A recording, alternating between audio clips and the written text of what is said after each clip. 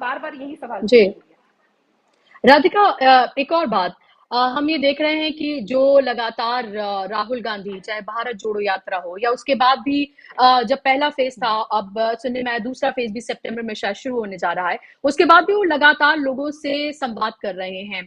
हमने रामेश्वर जी को देखा कि उनसे किस तरह से बात की, या कभी वो आजादपुर मंडी पहुंच जाते हैं और इसी तरह से वो अलग अलग जगहों पर पहुंचते हैं। फिलहाल वो लद्दाख में है। तो नफरत के खिलाफ मोहब्बत की बात लगातार कांग्रेस कर रही है, राहुल गांधी कर रहे हैं।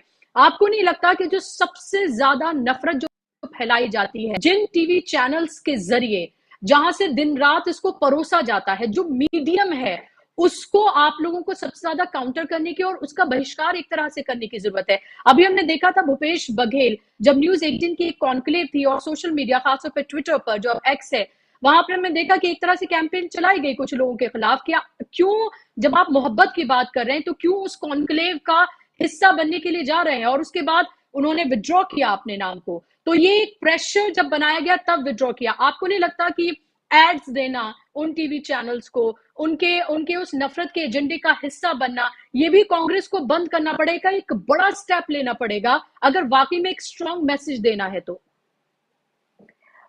देखिए बुशरा जी, इस पे क्या स्टैंड रहेगा कि बैन करना है नहीं करना, ये हमारी सीनियर लीडरशिप तय करेगी। लेकिन अगर आप मुझसे पर्सनली मेरा विचार जानना चाहें तो मेरा ये मानना है कि हमें एज सच किसी को ऐसे बैन नहीं करना चाहिए, क्योंकि जैसे हमारा फ्रीडम ऑफ स्पीच है वो उनका भी फ्रीडम ऑफ स्पीच है, वो भी बोल सकते हैं। हाँ, लेकिन उनको ये एहसास दिलाने की बहुत सख्त जरूरत है कि आप सच नहीं परोस रहे हैं, आप जो ये झूठ परोस रहे हैं इसको आपको रोकना है। उसको कैसे रोकना है ये हमारा नेशनल लीडरशिप तय करेगा, सीनियर लीडरशिप, कि क्या रहेगा। लेकिन मेरा ये मानना है कि बैन करके हम शायद ज्यादा स्पेस भारतीय जनता पार्टी को पूरी फील्ड दे देंगे कि वो जो चाहे वो परोसे। हमें अपनी बात रखने का, अभी कम से कम जब हम जाते हैं टेलीविजन पे, हम लड़ाई लड़ते हैं, हम अपनी बात कह तो पाते हैं, तो जनता को दोनों पर्सपेक्टिव देखने को मिलते हैं। लेकिन इसको कैसे करना है ये तो देखिए जैसे हमारी लीडरशिप तय करेगी। हाँ, बहुत चैनल्स है जिनको हम ज्वाइन नहीं करते हैं। फॉर एग्जाम्पल टाइम्स नाउ हो गया, रिपब्लिक हो गया, उसको कांग्रेस पार्टी ने कंप्लीटली बैन कर रखा है, क्योंकि वो किसी भी तरीके से कोई भी रियल न्यूज नहीं दिखाना चाहते हैं। वो कंटिन्यूसली ऑपोजिशन के लीडर्स को टारगेट करते हैं, झूठी फेक न्यूज चलाते हैं, और जो रोज कुछ एंकर्स हैं उनके, तो रोज एक एक घंटे का प्रोग्राम करते हैं जिसमें वो सिर्फ नफरत परोसते हैं। जिस वजह से हमने बिल्कुल ही रिपब्लिक और टाइम्स नाउ बैन किया हुआ है। कोई भी हम्म। कांग्रेस स्पोक्स पर्सन उन चैनल्स को ज्वाइन नहीं करता। इसी तरीके से जो छत्तीसगढ़ में भी हुआ, हमने देखा था कि मैं नाम लेने से नहीं कतराऊंगी, अमन चोपड़ा जी किस तरीके की चीजें डालते हैं, क्या क्या करते हैं, कभी जी। पत्थर लेकर आ जाते हैं शो पे, वो बहुत ही निंदनीय है। इसलिए हमने ज्वाइन नहीं करने का फैसला लिया था। तो किस तरीके से उसको हैंडल करना है, किस तरीके से क्या करना है, लेकिन पर्सनली अगर आप मुझसे पूछेंगे तो कंप्लीटली अगर हम बैन कर देंगे तो हम उनको पूरा खाली मैदान दे देंगे कि वो जो चाहे परोसे। अभी कम से कम हम अपने समय में हम्म। जाके वो चीज काउंटर करके लोगों को बता सकते हैं। लेकिन हाँ, कुछ चीजों को संभालने का फ्रीडम ऑफ स्पीच जैसे मैंने कहा है, पर फ्रीडम ऑफ स्पीच आपको ये अधिकार नहीं देती कि आप सामने वाले को बेइज्जत करें, झूठ बोले और गाली गलौज करें, आप बार बार घटिया स्तर की भाषा इस्तेमाल करें, जिस वजह से हमने गौरव भाटिया को भी बैन किया। और आने वाले समय में अगर कोई भी भारतीय जनता पार्टी का या किसी भी पार्टी का प्रवक्ता इस तरीके हम्म। की भाषा इस्तेमाल करेगा तो हम उसके साथ ज्वाइन नहीं करेंगे। और शायद क्या स्टैंड रहेगा बाकी न्यूज चैनल्स पे जो लगातार नफरत परोस रहे हैं और सुधर नहीं रहे हैं, वो जैसा जैसा पार्टी डिसाइड करेगी हम उस पर चलेंगे। बिल्कुल, ज़ाहिर सी बात है, क्योंकि ये साफ नज़र आता है कि ये एक आइडियोलॉजिकल पॉलिटिकल वॉर है, जहाँ पर एक तरफ नफ़रत दिन-रात परोसी जा रही है और किस तरह से वो पार्टी उसको सपोर्ट करती है, दूसरी तरफ राहुल गांधी हैं, जो हर मसले पर अपनी राय रखते हैं और उसके बाद वो हमेशा मोहब्बत की बात करते हैं, और उसी एजेंडे को लेकर ही वो दरअसल भारत जोड़ो यात्रा के को लेकर गए थे। और हमने ये भी देखा है कि जो बड़े चैनल्स हैं, खासतौर पर सो कॉल्ड, जो अपने आप को मेन स्ट्रीम मीडिया कहते हैं, वहां पर राहुल गांधी इंटरव्यूज देते हुए नजर नहीं आते हैं, बल्कि छोटे प्लेटफॉर्म, डिजिटल प्लेटफॉर्म जो है, उनको वो इंटरव्यू भले ही दे देते हैं। तो ये भी हमने देखा है। लेकिन राधिका जी, अभी हम ये देख रहे हैं कि 5 राज्यों में अभी चुनाव होने जा रहे हैं, और उसके साथ साथ आगे आने वाले वक्त में 2024 भी दूर नहीं है।